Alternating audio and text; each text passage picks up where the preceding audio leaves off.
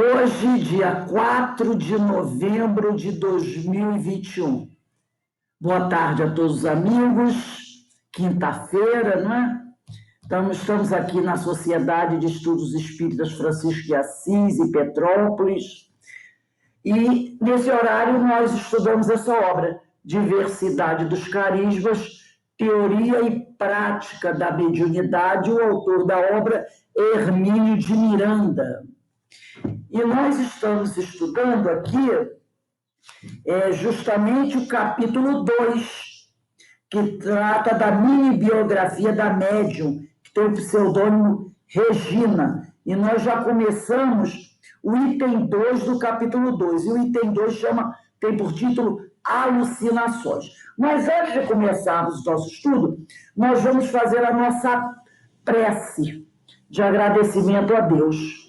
Pai amado, Pai de infinita misericórdia e justiça, estamos todos nós aqui reunidos, Senhor, em seu nome, em nome de Jesus, em nome dos amigos espirituais, para iniciarmos os nossos estudos, que possamos todos buscar, conhecer um pouco mais desses conteúdos tão importantes para todos nós que trabalhamos na área da mediunidade, para aqueles que estão dispostos a trabalhar, servindo o nosso próximo, assim como nos ensinou o Mestre Jesus. Então, que possamos aproveitar a oportunidade do estudo dessa obra do Hermínio de Miranda.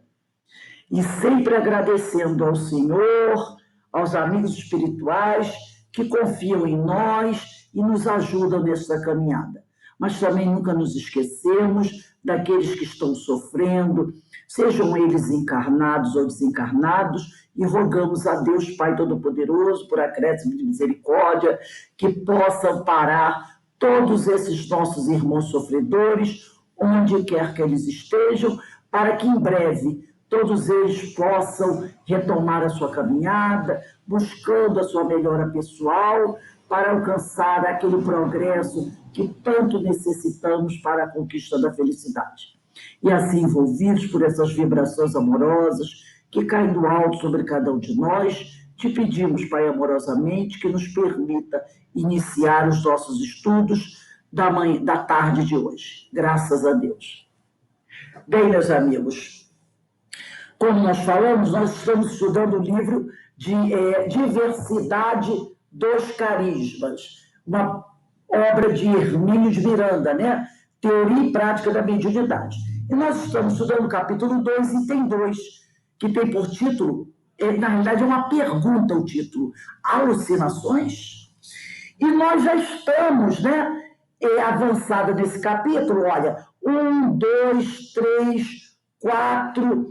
Eu vou hoje recomeçar no 5º capítulo. Na realidade, eu deveria já começar do 7º, mas eu voltei um pouquinho para que a gente possa compreender melhor. Então, 1, 2, 3, 4, o 5º capítulo, tá? Eu vou fazer a lida, depois a gente entra aonde nós paramos. 5º parágrafo?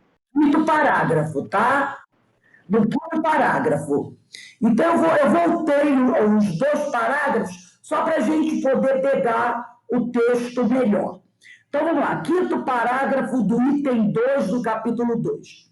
Diz assim: quando as dificuldades pareciam insuperáveis deste lado, que é o lado material, o lado da vida dela enquanto encarnada, falando aqui da médium Regina, ela imigrava para o outro, em busca da felicidade que lá estava suspensa. Então, quando a coisa, no mundo real, no mundo do dia a dia, se complicava, ela se refugiava, quer dizer, a mente dela se refugiava naquele outro mundo, onde as coisas para ela pareciam melhores, né?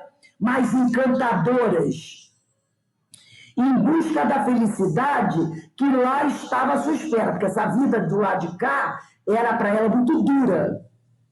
Para isso bastava imobilizar-se em estado de relaxamento, num móvel que lhe oferecesse o mínimo de comodidade e soltar a imaginação. Quer dizer, Como a casa dela era uma casa muito pobre, ela sentava num banquinho, né? Devia ser um banquinho muito tosco, e nesse banquinho ela relaxava e entrava num transe.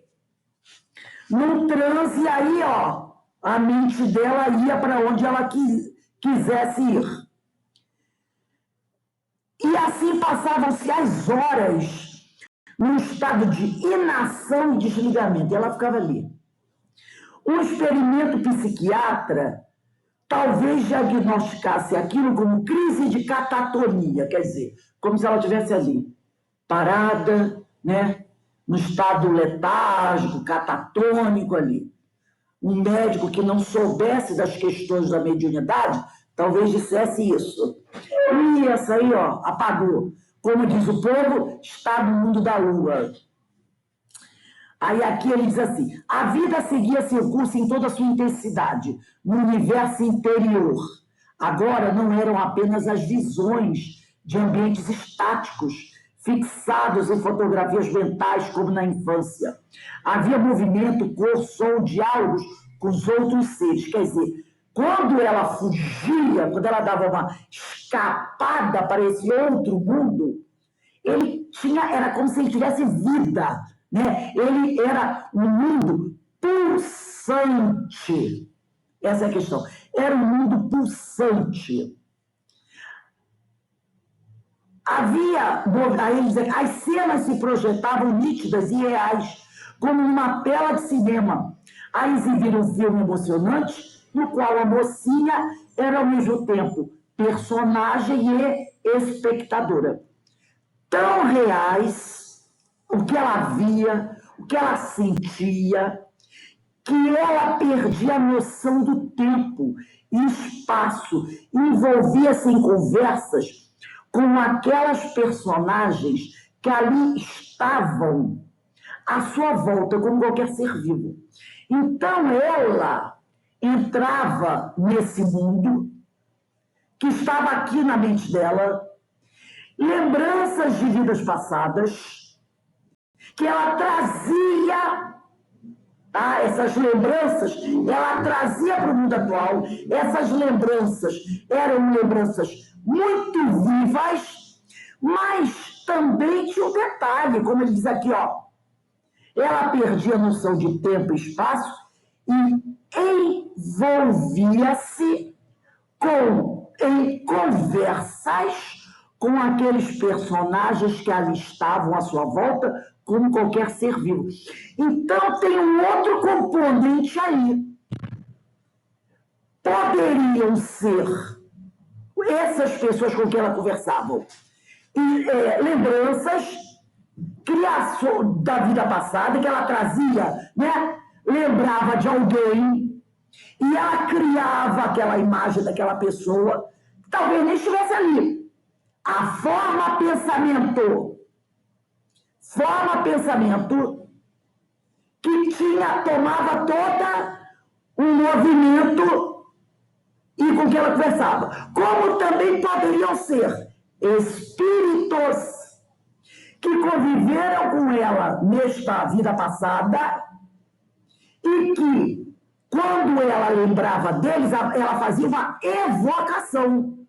E esses espíritos acorriam a ela. Então, aqui tem duas situações. Tem uma situação da forma pensamento, que nós já estudamos isso, da qual eu crio aquela imagem, posso dar quase com uma vida àquela imagem, tá?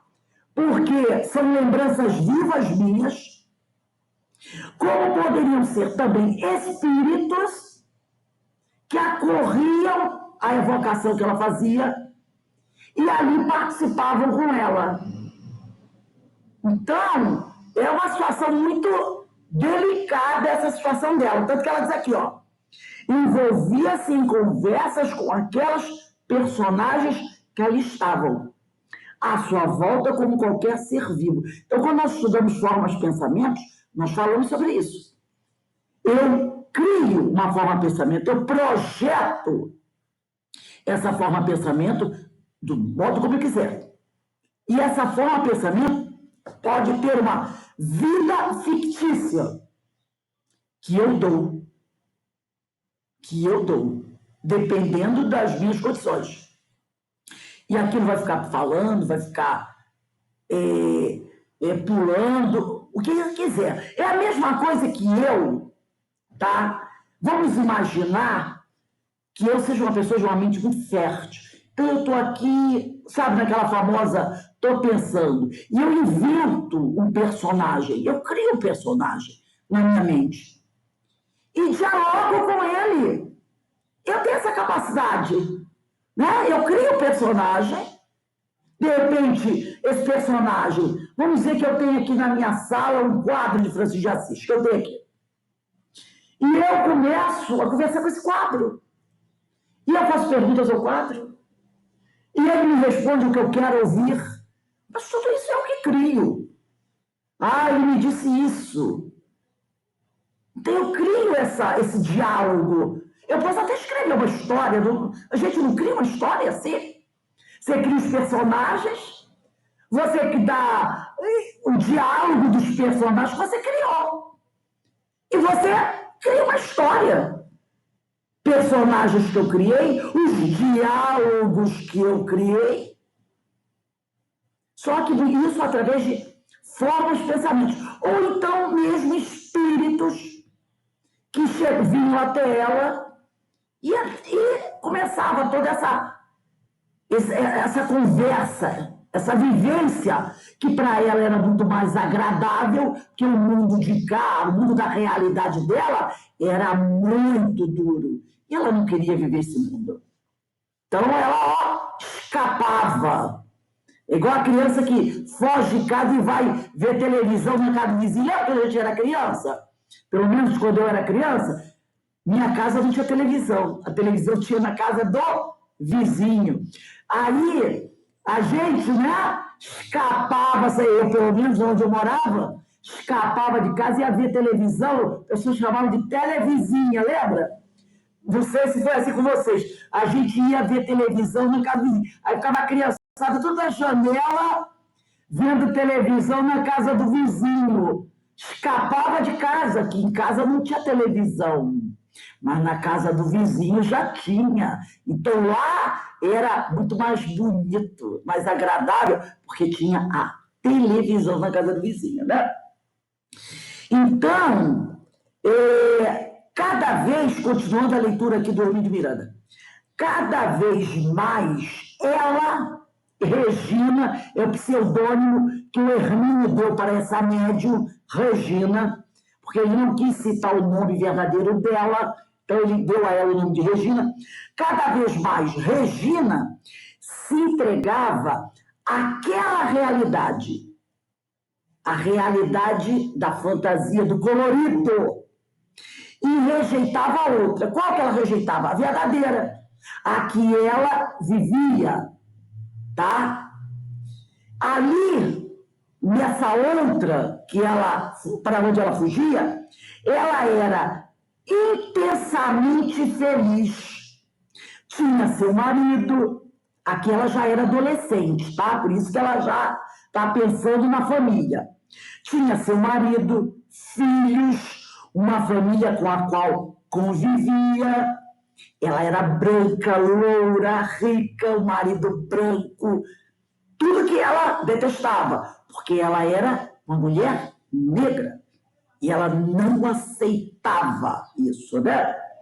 Aí diz aqui, ó, as tarefas do dia eram desempenhadas como que em estado sonambúlico, mas com impaciência, na ansiosa expectativa das horas de recolhimento. É igual aquele que faz as coisas de dentro de casa correndo para poder ir para a rua. Lembra quando a mãe às vezes falava assim para a gente? Não vai fazer as coisas correndo, não. Você quer ir brincar.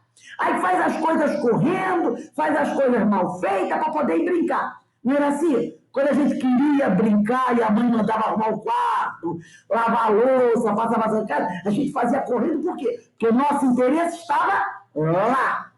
Era o caso aqui.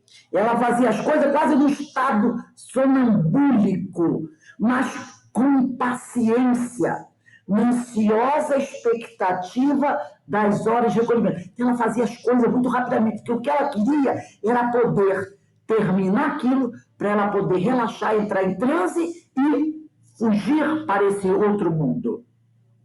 E olha só como ele diz: quando pudesse ir para casa e entregar-se aos seus sonhos. Então ela fazia as coisas como uma autômata, esperando para acabar logo, para ela poder se recolher e, entre aspas, ir para casa, para aquele lugar que ela considerava sua verdadeira casa, e lá se entregar aos seus sonhos, à sua imaginação, porque através da sua imaginação ela poderia ir aonde ela quisesse.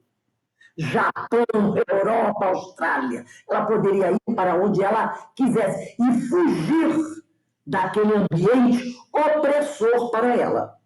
Eu trouxe aqui um PDF que eu fiz, eu achei assim um material muito interessante. Vamos ver se ele abre aqui para a gente. Deixa eu abrir aqui. É um PDF do livro do Leon Denis, No Invisível, tá? Eu achei esse material muito interessante. Tá aqui, Curso Diversidade dos Carismas, aula 9. Livro No Invisível, Leon Denis, capítulo 19, Transe e Incorporações. E quem tiver esse livro do Invisível, depois dá uma olhadinha nesse capítulo 19. Leia ele inteiro, ele é muito rico. Leon Denis diz assim: no transe, a entidade psíquica, a alma, então ele está dizendo que a alma é uma entidade psíquica, se revela por distinta atividade do funcionamento orgânico, por particular acuidade das faculdades. Então, a alma se revela, tá? Por distinta atividade do funcionamento do nosso corpo físico, por particular acuidade das faculdades. Quando é completa a exteriorização, o desdobramento, quando é completo, o espírito do médium pode agir sobre o corpo adormecido com mais eficácia que no estado de vigília. Então, quando o médium consegue um desdobramento total, ele, médium, pode agir com muito mais facilidade, com muito mais eficácia sobre o corpo dele do que no estado de vigília. E do mesmo modo que o espírito estranho. Então, quando o médium está totalmente exteriorizado, um outro espírito, um outro pode agir sobre o corpo dele com mais facilidade, porque ele está desdobrado.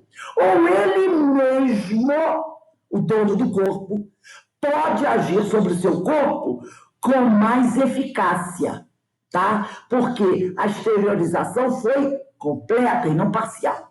O cérebro não é, então, como no estado normal, um instrumento movido diretamente pela alma, mas um receptor que ela aciona de fora. Então, a alma está exteriorizada, fora do corpo.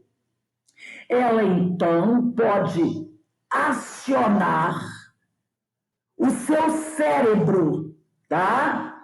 Então, o cérebro não é, então, como no estado normal, um instrumento movido diretamente pela alma, mas um receptor, que ela, a alma, aciona de fora, porque ela está fora do corpo, numa exteriorização total.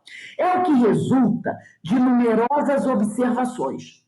O senhor Crauer Varley, engenheiro-chefe, isso é Leon Denis contando, né, dos telégrafos da Grã-Bretanha, em seu depoimento perante a comissão de inquérito da Sociedade Dialética a respeito de sua esposa, que é médium de transe, refere o seguinte fato: a senhora Varley, adormecida, me diz, quer dizer, a esposa dele, totalmente exteriorizada, dizia assim para o Sr. Crowley: agora não são os espíritos que vos falam, sou eu mesma.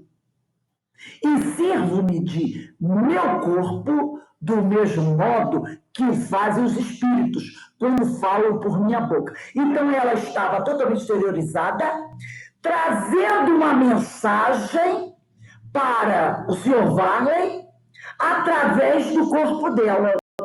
Então ela está dizendo, da mesma maneira que os espíritos dão comunicações através do corpo, porque eu sou uma médium, sou eu agora que estou mandando essa mensagem através do meu corpo. Mas eu não estou no meu corpo, eu estou exteriorizada, fora do meu corpo. Estou utilizando o meu corpo como qualquer outro espírito pode utilizar.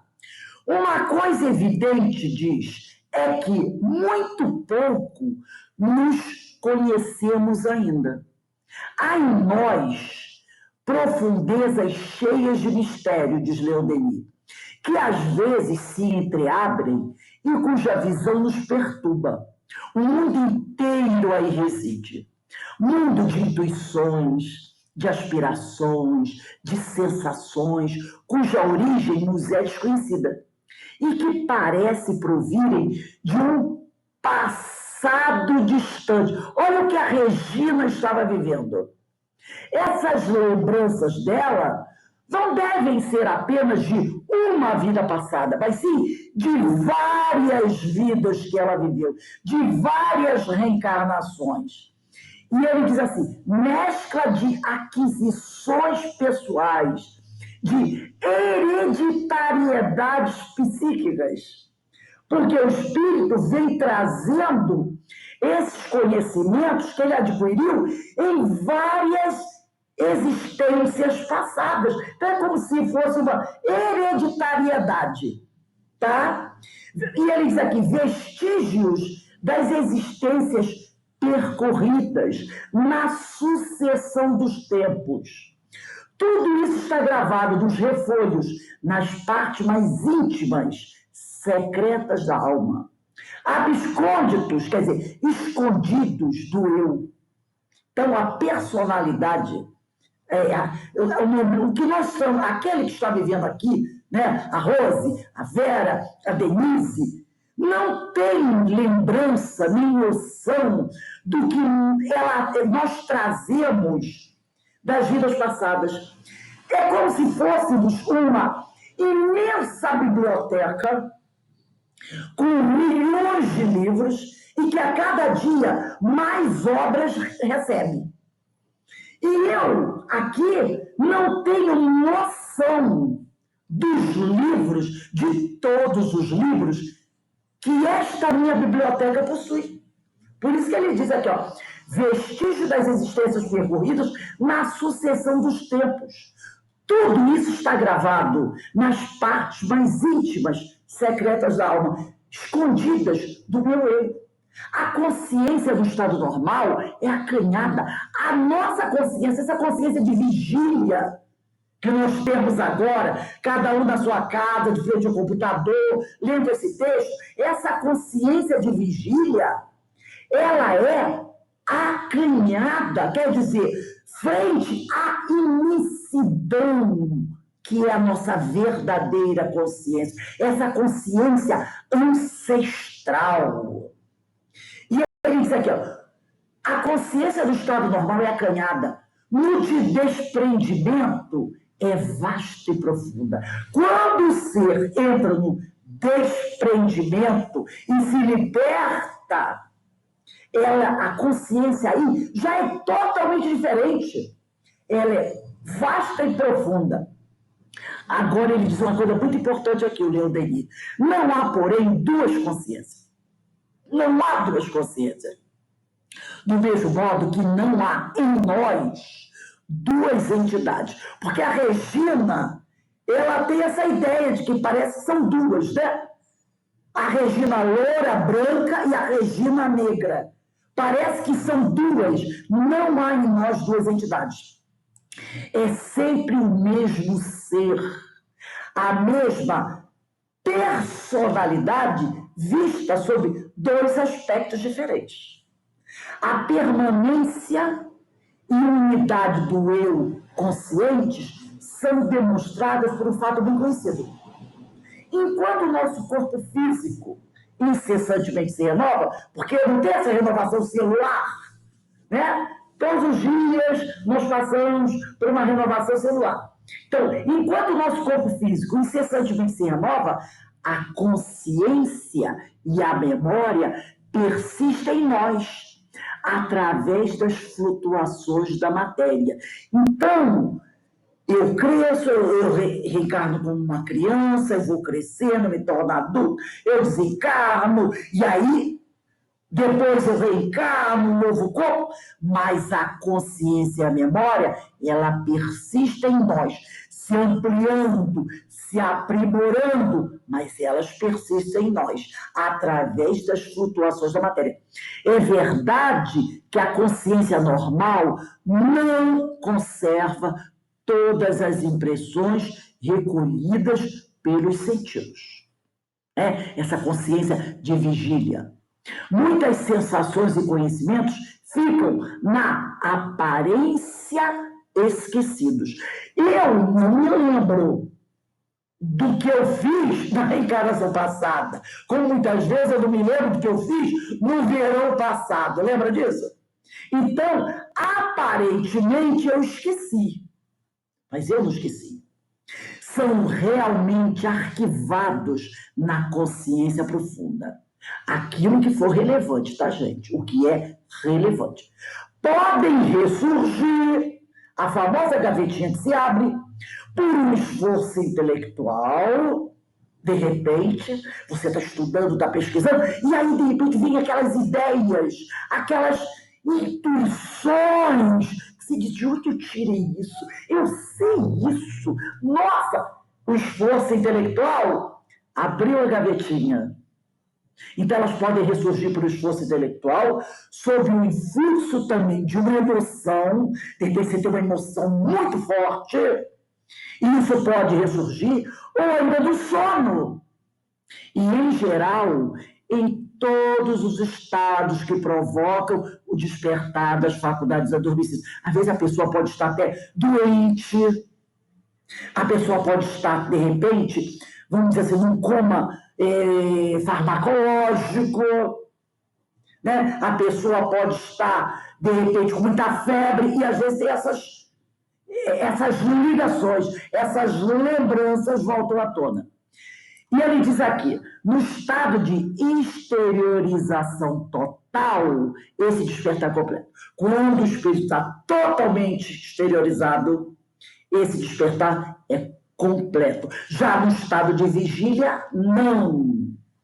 Né? Como ele diz aqui, a consciência normal não conserva todas as impressões recolhidas pelos sentidos. E nem poderia, porque senão nós poderíamos enlouquecer. Por isso que nós recebemos a bênção do esquecimento quando reencarnamos. E mesmo assim, às vezes, no caso da Regina, às vezes o esquecimento é quase ínfimo, como ela, que lembrava das coisas de uma forma muito, muito clara. Alguém quer falar alguma coisa? Porque tem o microfone aí que foi ligado. Se alguém quiser falar alguma coisa, pode falar. Não quer falar nada? Então tá. Então, eles aqui, ó. Então, no estado de exteriorização total, esse despertar é completo. O espírito readquire com a plenitude de suas faculdades latentes, de seus conhecimentos e recordações, uma liberdade e uma energia de ação amplificadas.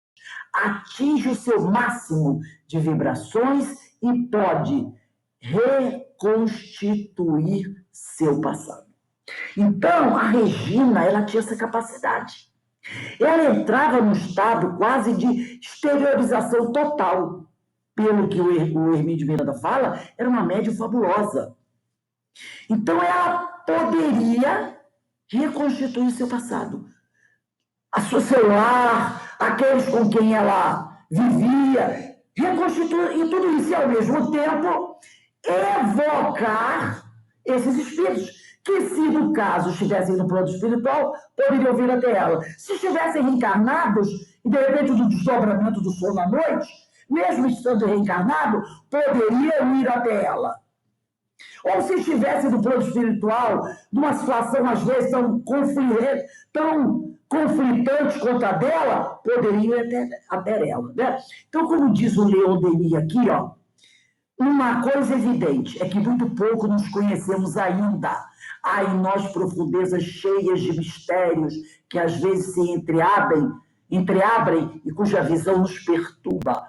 Então, nós ainda somos o verdadeiro mistério para nós mesmos. Então, ele volta aqui a tocar no assunto. Ele diz: não há em nós dois seres que coexistam ignorando-se. Não há. Não tem a história aí da dupla personalidade? Não há em nós dois seres que coexistam ignorando-se. Dois seres verdadeiros. Tá? Dois seres verdadeiros. Não uma criação nossa. A personalidade, a consciência é uma. Voltamos àquela questão de um livro dos Espíritos, que eu vou pegar aqui rapidamente. Foi bem ao acaso isso aqui, né? Vamos lá, já estou achando aqui. Deixa eu achar aqui. Quando Kardec coloca aqui, só um minutinho, gente. Deixa eu achar aqui. Para a gente confirmar isso daqui. Essas perguntas eu já vi inúmeras vezes, mas... deixa eu ver aqui. Eu sei qual é até, mas é que eu gosto de ler. Ah, tá. Questão 115 de Um Livro dos Espíritos. Quem quiser, pega aí. Parte 2ª, capítulo 1 dos Espíritos. Eu até ia pedir para vocês deixarem aí o Livro dos Médiuns, a Gênese e o Livro dos Espíritos. O Pentateuco sempre por perto. Então, aqui, Progressão dos Espíritos. Olha a questão 115 de Um Livro dos Espíritos. Kardec pergunta assim: dois espíritos, uns terão sido criados bons e outros maus? Olha o que os espíritos respondem. Deus criou todos os seres simples e ignorantes, isto é, sem saber. Simples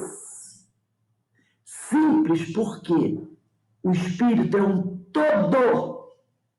O espírito não pode ser dividido. O espírito é uno. Olha o que Leon Denis diz aqui. A personalidade, a consciência é una. Deus criou todos os espíritos simples. A consciência é una. Todos os espíritos foram criados simples. É ignorante, isto é, sem saber. A cada um deu determinada missão. Deus nos criou perfectíveis, sem saber, mas com a inteligência em estado latente, aguardando o nosso esforço para que ela se desenvolvesse. Então, a personalidade, a consciência é uma. Questão 115 de Um Livro dos Espíritos. Todos os espíritos foram criados simples, isto é, uno. O que simplesmente acontece, diz Leon Denis, é que ela se apresenta sob dois aspectos diferentes.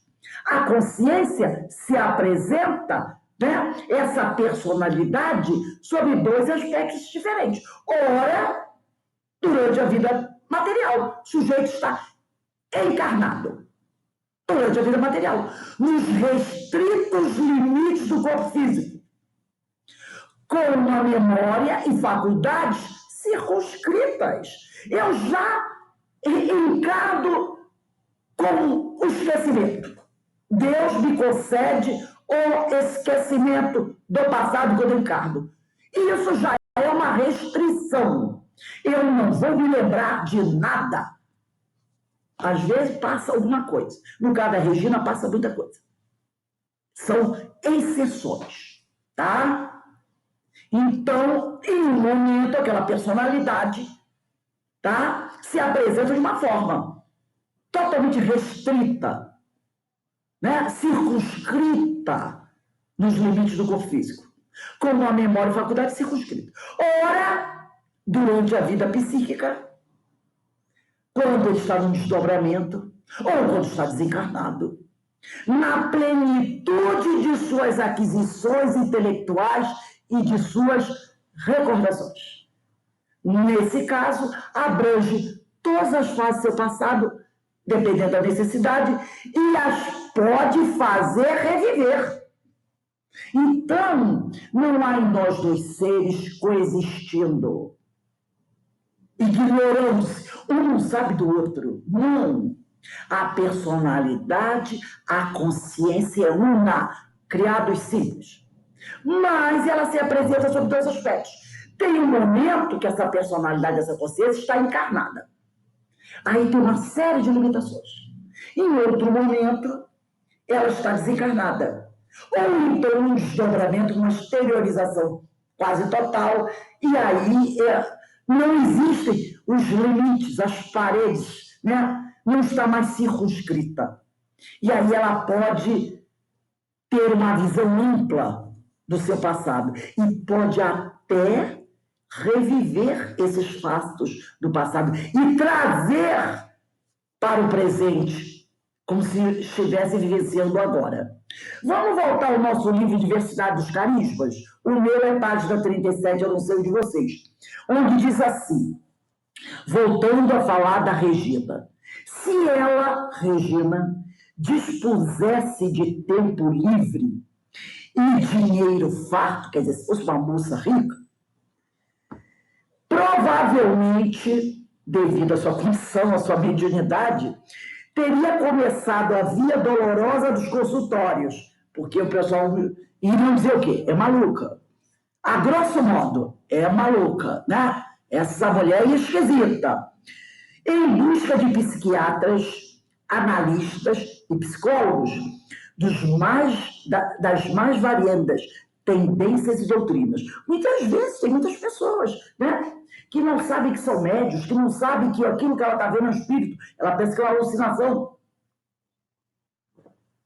E ela vai procurar médicos que também não tem obrigação nenhuma de conhecer a doutrina espírita, nem a vida, né, espiritual. E aí diz, realmente, minha filha, tem algo estranho com você. Vou te dar aí umas bolinhas vermelhas, azul, amarela, verde, você toma aí para poder dormir melhor, essas coisas que nós sabemos, né? Então ele diz aqui, aí aqui, ó, ele diz, teria ficado coberta de rótulos, mais ou menos cabalísticos, estaria saturada de drogas, provavelmente internada em alguma clínica elegante, porque ele disse se ela fosse rica, né? Ficaria eu, aí o Hermínio falando, profundamente desapontado, se o que se vai ler a seguir fosse tomado como uma crítica dele, injusta ou ataque às nobres profissões que se interessam pelo sofrimento alheio. Então ele está dizendo o seguinte, eu vou fazer uma análise, um comentário, mas eu não quero que ninguém veja nesse meu comentário uma crítica aos médicos, aos psicólogos, psicoterapeutas, neurologistas, psiquiatras que fazem um trabalho belíssimo ajudando pessoas que estão passando por questões emocionais, psíquicas. Ele não está criticando os médicos, então ele quer que ninguém pense isso, tá? Essa não é a intenção. Desejo limitar-me, ele vai se explicando aqui, a observações em torno de uma realidade incontestável. Porque se uma pessoa que não conhece a doutrina, que não sabe nada sobre esse tema que nós estamos estudando, diz que está vendo coisa, o que o povo diz? Vai procurar um psiquiatra que você deve estar com um problema. A pessoa não conhece, não sabe, nunca ouviu falar sobre aquilo. O que ela vai pensar? Vai mandar para o médico. O médico vai fazer os exames, aí o cara diz assim, mas eu estou ouvindo voz. Oi, pode falar. No início, que eu tive muitas perturbações, né? No início nas crises que eu tive por conta da mediunidade, e eu fui parar no psiquiatra. E eu tinha visões, eu via corpo em decomposição, Pode falar. mas eu não falava para o psiquiatra porque eu ficava com medo de falar e ele me internar. Então, muita coisa eu não falava por conta disso. Exatamente, você tinha medo, senhor, você não sabia. E ele disse, vai que o homem me coloque aqui numa camisa de força, não é? E aí, olha aí a confusão. A pessoa ignora aquilo, tá? Ninguém pode se espantar que ela pense assim. Então, diz aqui, desejo limitar-me a observações em torno de uma realidade incontestável, sem apontar o dedo acusador para nenhum médico, psiquiatra, analista ou psicólogo. Que conceitos e que teorizações têm suas respectivas ciências na abordagem de um caso como o de Regina? E ele faz uma pergunta, né? Sem apontar o dedo acusador para nenhum médico, sem querer acusar ninguém, psiquiatra, analista ou psicólogo, que conceitos e que teorizações têm as suas respectivas ciências na abordagem de um caso como o de Regina? É o que ele está falando. O psicólogo, o psicoterapeuta, o neurologista que não conhece desse fato, não conhece da mediunidade, o que ele pode orientar, auxiliar uma situação como a dessa Regina? Ele diz aqui, os mesmos de sempre. É a teorização que ele pode dizer. Primeiro rótulo, né? Ele vai analisar a Regina, chega lá e conta tudo aquilo que ela está vendo, sentindo. Aí olha o que o Hermínio diz que o médico pode, iniciando a análise. Ela sofria de alucinações visuais e auditivas. Ponto. Ela vai dizer isso para o médico, como ele vai botar lá. Sofre de alucinações visuais e auditivas. Quanto ao processo de fuga da realidade, de que maneira isso podia ser catalogado? Esquizofrenia, tem constante fuga da realidade. Catatonia, fica parada lá 2, 3 horas. Ele vai botar lá, catatonia. Tem psicose maníaco-depressiva.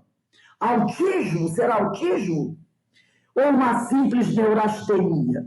Ou mera hipocondria? É uma mulher que tem mania de que está doente. E as neuroses? Quantas delas? E complexos? Quais? Pelo menos um aspecto. Qualquer analista poderia identificar com facilidade. Sua óbvia preferência pelo pai. Opa, tem um negócio aí. Com a respectiva indiferença ou rejeição pela mãe. Poderiam caracterizar um complexo freudiano de Electra? Não tem esse aí, essa história, esse complexo? Certamente que haveria outros.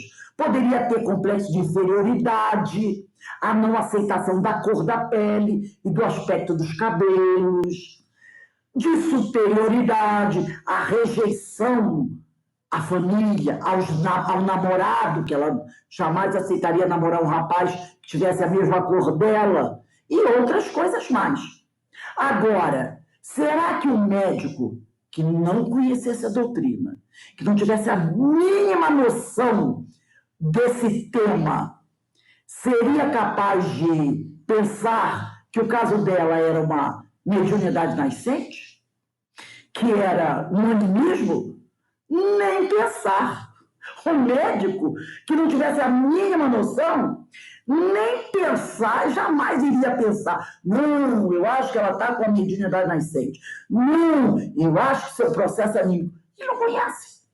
Então, ele diz aqui, nem pensar. Jamais poderiam imaginar que fosse isso. Com certeza, iriam imaginar o quê? Ela está doente. Então, vamos tratá-la como uma mulher doente. E aqui eu trouxe, que nós falamos disso na semana passada, e nós vamos aqui trabalhar um pouquinho mais essa questão, do livro do Palhano Júnior, né? O nome dele é L. Palhano Júnior, né? O meu Palhano Júnior, Dimensões da Mediunidade, na terceira parte, o tema chamado Imissão Psíquica. Então, vamos lá. O que é a imissão psíquica? Uma espécie de mistura do psiquismo ou uma intromissão de um psiquismo no outro. O estudo desse fenômeno, o estudo da emissão psíquica, poderá levar ao esclarecimento de muitos casos de loucura, esquizofrenia, divisão da mente, né? Ou de outros estados de dupla personalidade, de confusão mental, além de proporcionar aos entendidos uma nova possibilidade de varredura psíquica. Há uns anos atrás, tem um livro do Carlos Bacelli, onde ele estava... Desculpe, Carlos Bacelli não. Doutor... agora eu esqueci o nome dele. Ele fundou lá em Uberaba, o nome do médico me fugiu agora, eu tenho até o livro dele. Em Uberaba, um hospital psiquiátrico. Se alguém lembrar dele aí, fala agora. Vai me lembrando aí, eu esqueci o nome dele. E eu estive nesse hospital, estive na casa espírita que ele fundou.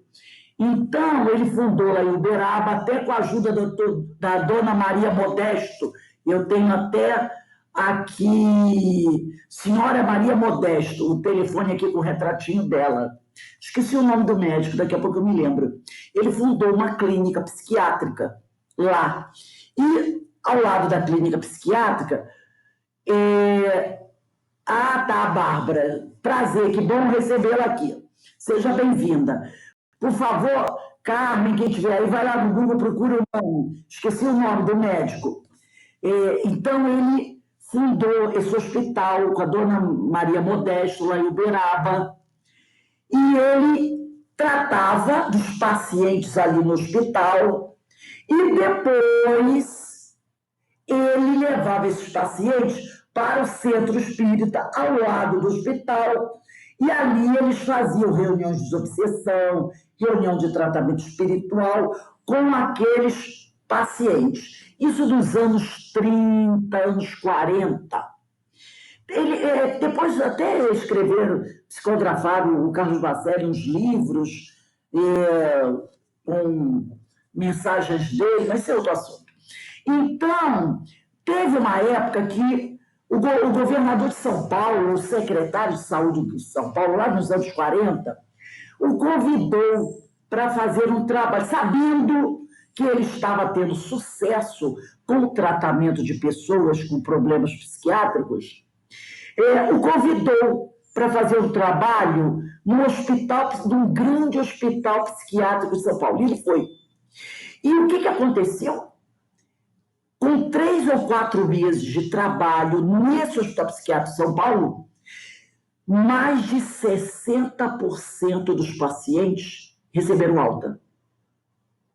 Muitos desses pacientes que tinham laudo de esquizofrenia, de dupla personalidade, de catatonia, de síndrome maníaco-depressiva, eram problemas mediúnicos. Rose, Oi. por acaso é o doutor Inácio Ferreira? Doutor Inácio Ferreira, exatamente.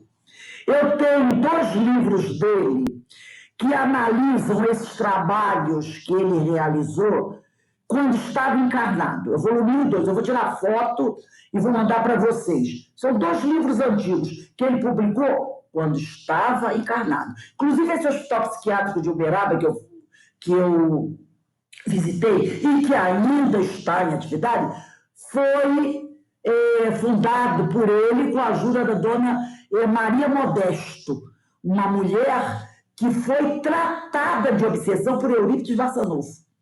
Quando ela era muito jovem, ela estava num processo obsessivo terrível.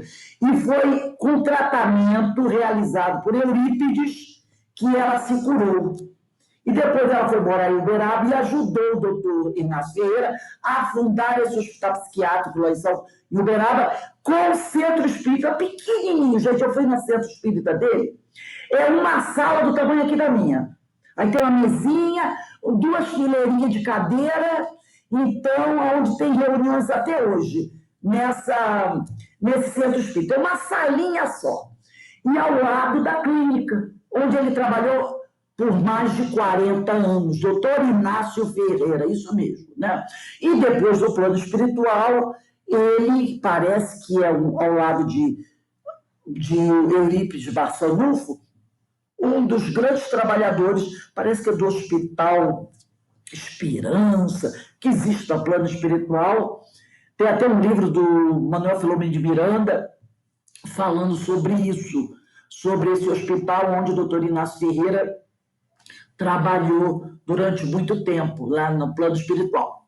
Então, o estudo, diz aqui o Palhano Júnior, dessa emissão psíquica, dessa espécie de mistura do psiquismo, uma intromissão de um psiquismo no outro, estudando esse fenômeno, nós, no caso os especialistas, nós, os espíritas, poderíamos auxiliar muitas pessoas que estão com laudos dessas doenças, né, mentais, psíquicas, como na realidade elas são portadoras de uma mediunidade que não é reconhecida.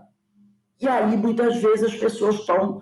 Então, eu sei que o doutor Inácio Ferreira fez um trabalho muito importante em São Paulo, nos anos 40, 50, 40, parece, nos anos 40, auxiliando essas pessoas, como também lá no hospital em Uberaba, e conseguiu coisas muito importantes. E aqui, como eu falei com vocês semana passada, nós contamos aqui um caso dessa maravilhosa médium, que vocês devem estar vendo esse livro, né? Elizabeth de Esperance, nesse livro, do País das Sombras, onde ela narra um caso, que eu não vou contar esse caso aqui, que nós contamos o caso no dia, mas que analisando esse caso, o Palhano Júnior, ele vai encontrar nesse caso fenômenos de ocorrência de fenômenos conjugados. Vários fenômenos aconteceram, tá? Nesse caso que a Elizabeth de Esperance conta. Inclusive, ela é um espírito que ela promove, através da doação de ectoplasma, a materialização de um espírito chamado Ana. Uma que se materializou e a mãe e a irmã ficaram muito emocionadas, né? Nós lemos esse caso aqui. Eu presenteei até a Denise hoje com... Eu achei um livro, fui ao Rio de Janeiro esse fim de semana e consegui um livro desse, dei para a Denise. E esse capítulo 24 é quando a Elizabeth de Esperança coloca assim o título: serei Ana ou Ana será eu? E aí, como ele diz, que vários fenômenos aconteceram durante esse caso, durante essa materialização. Então, aqui nós vamos analisar alguns dos fenômenos que aconteceram. Esse caso aí de emissão psíquica, tá? Nesse caso de emissão psíquica, que envolveu Elizabeth de Esperance, primeiro, ela é um transe superficial. Aconteceu um transe superficial, quer dizer, um transe consciente. O médium apresenta a lucidez total. Inclusive, assim, quem lê toda a narração, que eu li só um trecho para vocês, mas quem lê todo o assunto, o episódio da materialização, vai ver que ela estava completamente consciente. Ela sabia o que estava acontecendo, ela ganhou um bolo, aí deu um bolo para o outro, pensou assim: eu não vou comer esse bolo, porque eu vou ficar com o estômago pesado e vai ficar difícil eu doar ectoplasma. E ela já estava doando ectoplasma, ela sabia que tinha um garotinho do lado dela, encostado nela, então ela tinha noção de tudo que estava acontecendo. É uma médium, uma das melhores médiums que já existiu, Elizabeth de Esperance, né? Então, um transe superficial consciente foi um dos fenômenos que aconteceu nesse momento, nessa reunião em que ela participou. Ela era a doadora do ectoplasma. Então, o médium apresenta a lucidez total, a consciência do que se faz. Ela tinha plena consciência e nada escapa à sua observação. Ela estava vendo tudo. Quem está de cara feia, quem está de cara abarrada, quem está rindo, quem está chorando, quem está brincando, a criança, o que a criança está fazendo. Ela tinha consciência, domínio total sobre o ambiente. O médium pode projetar-se à distância. Essa projeção chama-se desdobramento, que vai se tornar uma bicorporeidade, bilocação. Não confundir com ubiquidade. Ubiquidade é quando o espírito pode ser percebido em vários lugares diferentes. Aí o pessoal disse, e doutor Bezerra teve em 3 casas espíritas ao mesmo tempo. Não poderia estar em 3 casas espíritas ao mesmo tempo, porque o espírito é uno, a consciência é una, não se divide. Mas ele pode ser percebido em vários lugares. É a ubiquidade, tá? Irradiação do pensamento. Então, não confundir com bilocação e bicorporeidade. Mostrando possuir também dupla vista. E nós vamos ver tudo isso. Então, nesse transe, ela extravasa ectoplasma, produzindo fenômenos de efeitos físicos. Nesse livro, Transe e Mediunidade, do L. Palhano Júnior, você tem conhecimento de tudo isso. E a gente vai falar um pouquinho.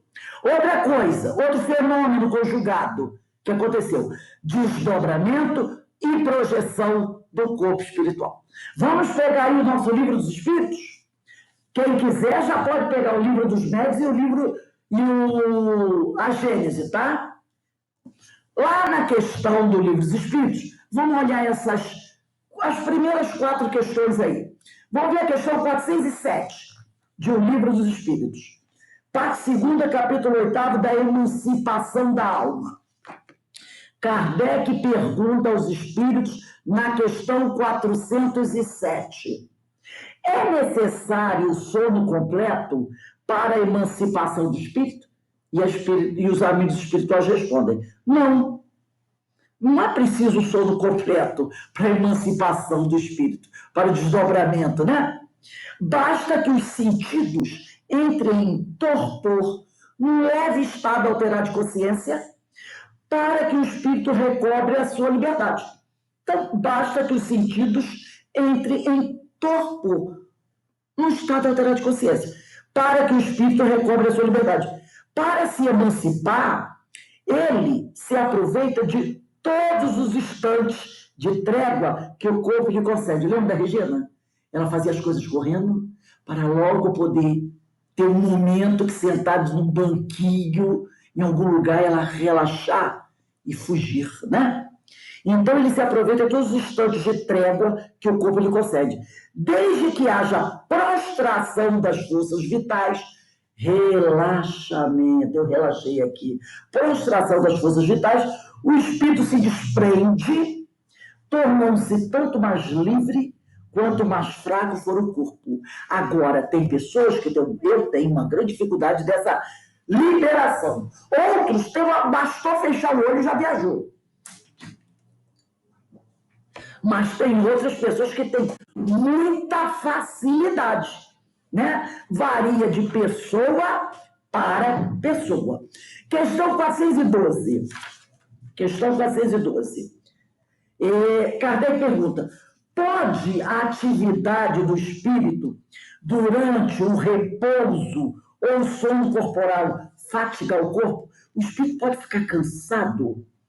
Né? Ou melhor, o corpo do sujeito pode ficar cansado pela atividade que o espírito realiza? Pode. Pois que o espírito se acha preso ao corpo, qual balão cativo ao poste. Porque ele não está totalmente emancipado. Há algo ligando o espírito ao corpo físico. Às vezes, né, você acorda, você tem lembranças vagas que durante o sono você fez alguma coisa. E aí você acorda meio cansada, nossa, aí às vezes você diz, pô, eu acho que eu dormi mal a beça, porque eu acordei tão cansado. Às vezes não. Às vezes você teve uma noite ótima, trabalhou a beça a noite toda. E o corpo sente, porque o espírito ainda está ligado ao corpo. Você está encarnada, não está desencarnada, né? Então pode, pois que o espírito se acha preso ao corpo, com o balão cativo ao poste.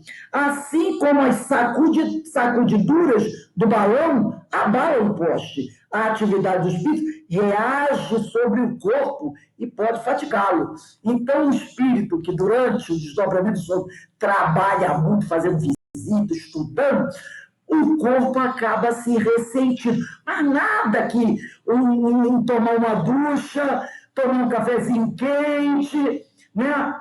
Não volte ao normal. Vamos pegar a questão 447. Questão 447. Está aqui. Parte 2, capítulo 8, ainda da emancipação da alma. Dupla vista. Falando aqui, porque nós tocamos no assunto lá em cima, ó. A médium, ele pode, o médium, se projetar-se à distância, desdobramento, mostrando que possui dupla vista. Dupla vista, 447. Kardec pergunta, o fenômeno que se dá a designação de dupla vista tem alguma relação com o sonho e o sonambulismo? Tudo isso é uma coisa só. É só uma coisa. É uma só coisa. E de uma simplificada muito boa. O que se chama dupla vista é ainda o resultado da libertação do espírito, sem que o corpo seja adormecido.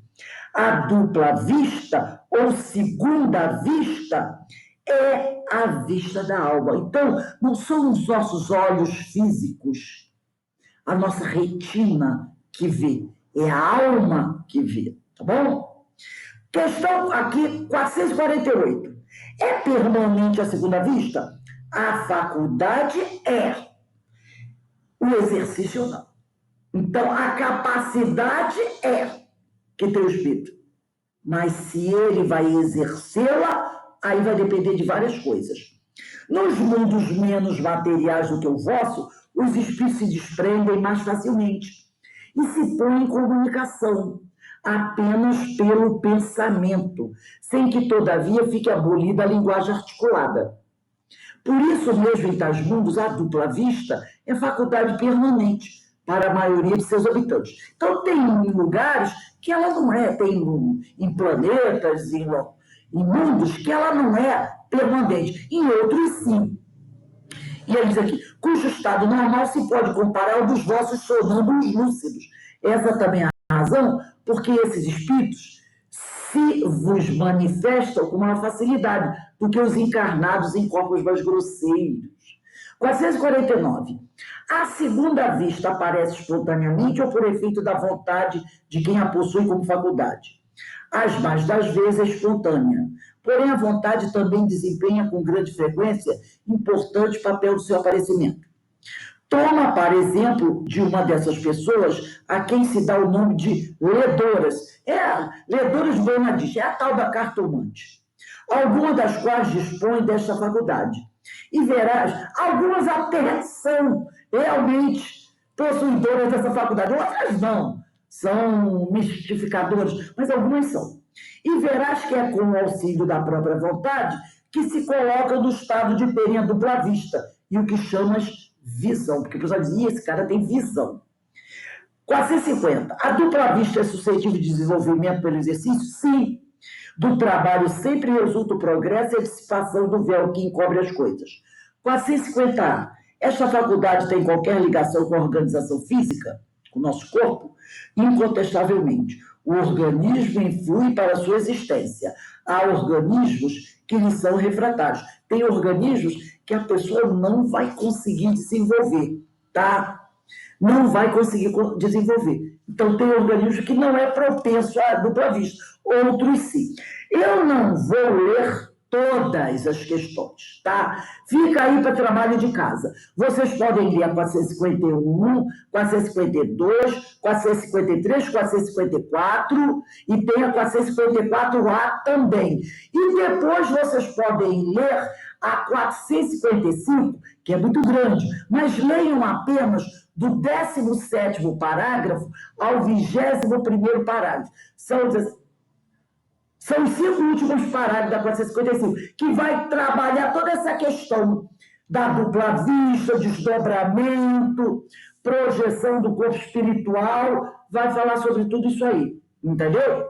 Então, esse outro fenômeno conjugado, desdobramento e projeção do corpo espiritual, aqui no Livro dos Espíritos, como vocês puderam perceber, ele é vasto para apresentar esse tema para a gente estudar. E é muito importante estudar isso aí. Então, peguem aí a 452, 3, 4 e a 455, nesse assunto, esses 5 últimos parágrafos. Mas ela traz informações sobre sonambulismo, é um manancial de conhecimento.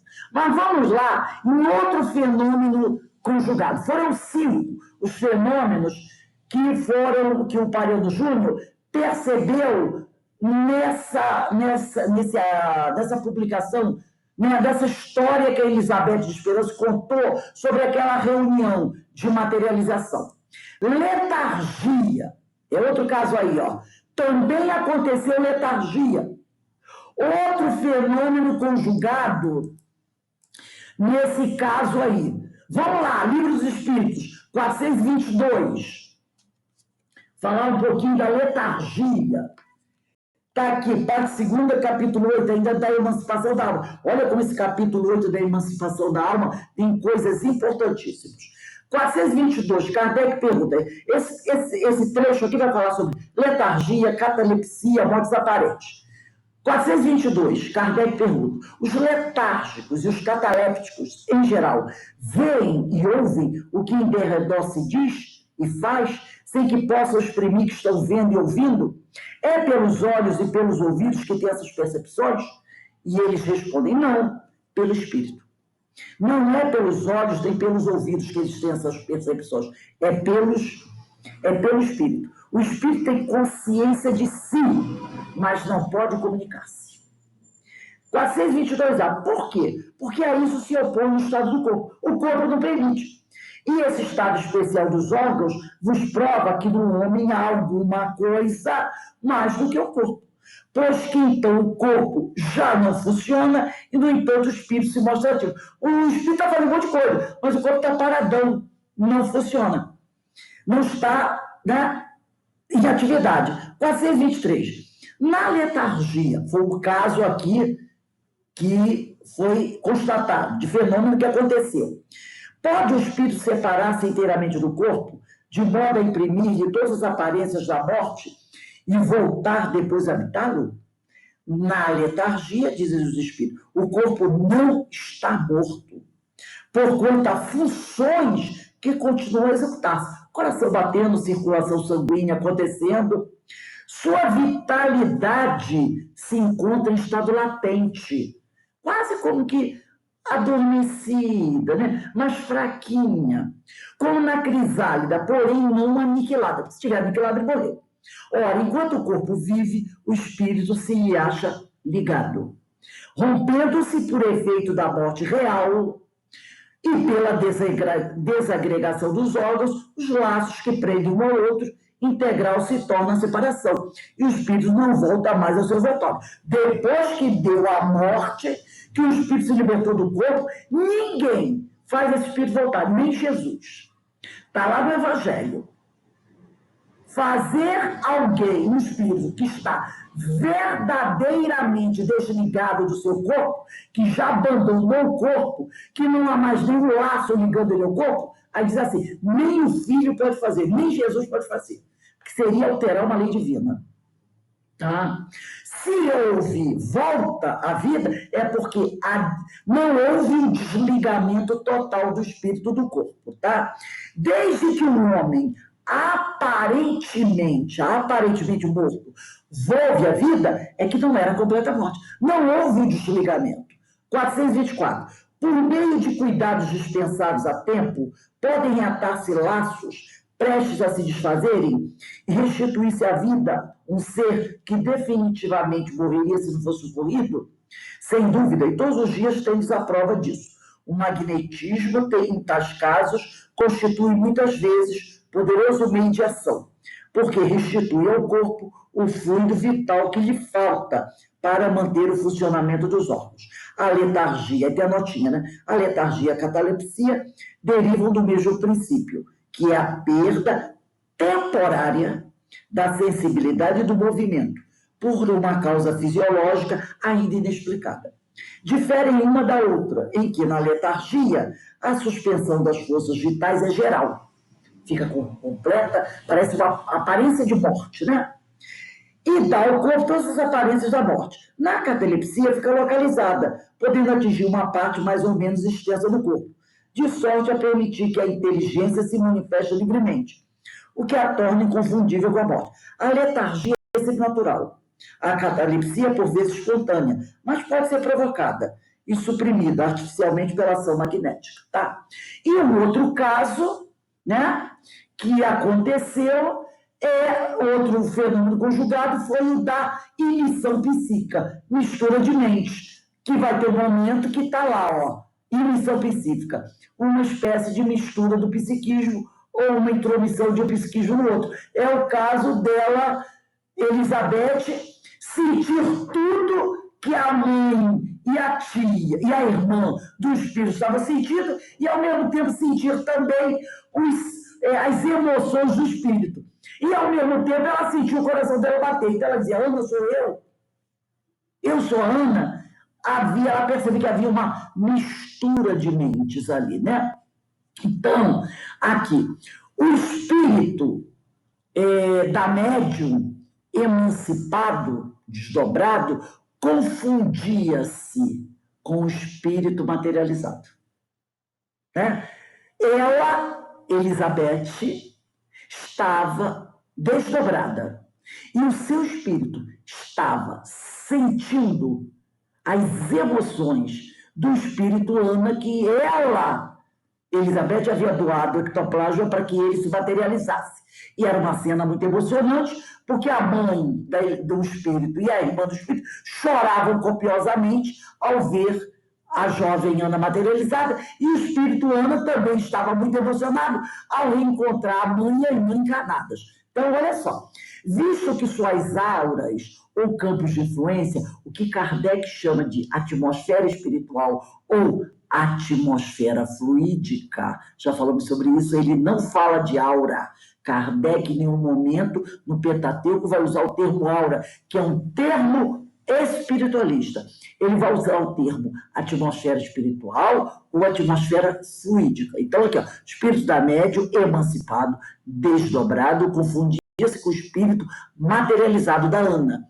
Visto as suas auras, é o Paliano Júnior que usa esse termo, ou campos de influência, que Kardec chama de atmosfera espiritual, atmosfera fluídica, estavam unificados, para que a energia ectoplasmática liberada pela Elizabeth pudesse ser utilizada com tal segurança a permitir abraços e beijos, porque a mãe e a filha beijavam o espírito materializado, né?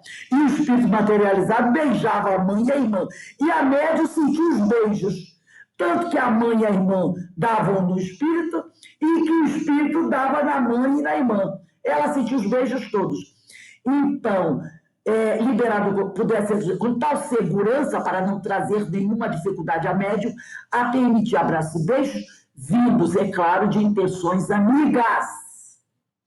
Eu vou parar por aqui, porque semana que vem nós vamos estudar a Gênese, que vai falar sobre isso no item 17, capítulo 14, aquele capítulo do fluido, né? E vamos estudar também um texto que eu trouxe para a gente ler, Atmosfera Espiritual, da Revista Espírita de maio de 1867. É o primeiro artigo. Quem tiver Revista Espírita, você pode conseguir ela na internet. Revista Espírita, maio de 1867. O primeiro artigo do mês de maio. Está lá o título bem grande, Atmosfera Espiritual. É um artigo bem grande, mas olha, maravilhoso.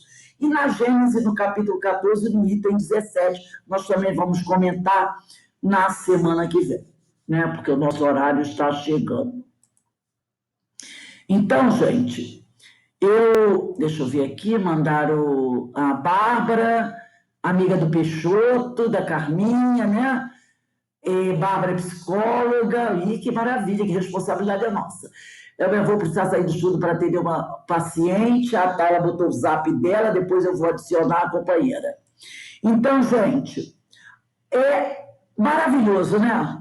Isso aí que a gente vai vendo, e como disse o nosso companheiro Leon Denis, nós somos potências totalmente desconhecidas para nós mesmos. Nós não sabemos da nossa capacidade, não é mesmo? Nós não sabemos, gente.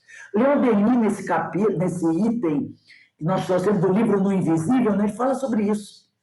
Nós somos potências que nós desconhecemos. Então, quanta coisa nós ainda podemos estudar, buscar conhecer. Enquanto encarnados, é tudo muito limitado. Mas quando estamos em desdobramento, aí a gente tem uma visão muito mais ampla de tudo aquilo que está acontecendo verdadeiramente conosco. Alguém gostaria de fazer algum comentário sobre isso aí que nós estudamos aí? Denise, Ana, Verinha. Gente, é para a gente trocar também. A gente tem aí uns 3 minutinhos. Eu tenho um caso na família que, por conta da mediunidade, a pessoa chegou a tomar choque elétrico. Nossa. Que Foi. coisa.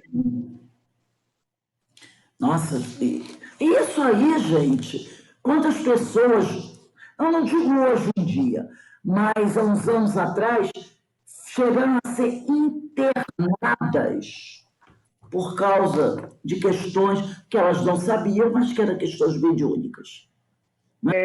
Era esse tratamento, né? Eu tinha uns 7 anos de idade quando a minha tia foi dada como louca. Porque todas as visões que ela tinha, ela falava para o psiquiatra, chegava lá relatando, né? Aí ele deu como louca. Exato. Mas daí apareceu uma pessoa que achou melhor que levasse para um centro espírita. Aí eles levaram ela para a Umbanda e foi lá que resolveu essa questão aí. E aí ela conseguiu equilibrar o emocional, né? A mediunidade também, aí começou já a trabalhar a mediunidade, então foi aí que ela parou de tomar medicamento e se libertou, né? Porque já com outras isso não tiveram tanta sorte, né? E às vezes tiveram problemas seríssimos. Então, o quanto é importante para a gente estudar sobre isso, minha? Rose, eu vi um filme agora há pouco tempo, O Baile das Loucas. Fala sobre isso que você está falando. Entendeu? Aquele tempo internava mesmo as pessoas. Então, ali, a vivência que o filme passou foi no hospício. É muito rico, sabia? Sim. Essa tem filme. O Baile das Loucas. Muito interessante, eu vou procurar. Deve ser muito interessante mesmo a gente conhecer, porque são situações que as pessoas passaram, não é? Hoje em dia ainda tem, hoje em dia, pessoas que de outras religiões, que vivenciam certas coisas, vão para algumas, sei lá, seitas, e nessas seitas as pessoas, às vezes, sofrem verdadeira violência por causa da mediunidade e desequilíbrio. É meio forte o filme, tá? Tem até casos de pessoas que morreram sofrendo agressões nessas seitas por causa da mediunidade que não se sabiam que era, e aí fizeram coisas, bateram, deram beberagem, e a pessoa acabou morrendo por causa disso, né? Pelo desconhecimento. Gente, como eu falei para vocês, eu mandei uma mensagenzinha para vocês. Hoje, depois da nossa reunião pública, às 19h50, nós vamos fazer até 20h15, 8h15, a nossa reunião para radiação para doenças físicas. Assim que terminarmos a nossa reunião pública. Quem quiser participar da nossa irradiação para doenças físicas, é só me avisar no intervalo antes da reunião pública, que eu adiciono, que eu mando o link. Vai ser igual a outra pessoa que participar, pelo menos participar da reunião pública, participar de um estudo e fazer a reunião, tá? Então, quem quiser, é só me avisar, vai querer? Então, Aninha Brito, Aninha, você quer? Então, eu mando para você o link depois, terminando a reunião pública, porque a reunião pública é do Evangelho. E aí a radiação vai logo depois do estudo do Evangelho na reunião pública. Então, vamos dar uma paradinha agora, até 18h30, tá bom, Denise? 18h30 a gente retorna para o estudo dos ensinos de Jesus, que vão até 19h30. 19h40 começamos com a nossa palestra pública. Vamos dar uma paradinha agora. Tá bom, eu só não vou ficar porque é aniversário do marido. Tudo bem, ó. Então, Eu vou pegar o estudo agora, mas mais tarde sabe como é que é. Eu Tá? Vou continuar no estudo. Tá bom. Ana Brita, vou mandar para você o link, tá? E eu lá, depois que você voltar da viagem, se você quiser a reunião, você me avisa, tá bom? Ok, com certeza. Beijão. Obrigada pelos livros. Recebeu? Que maravilha. Gostou? Muito bom. Obrigado. Nada, agradeço a Deus.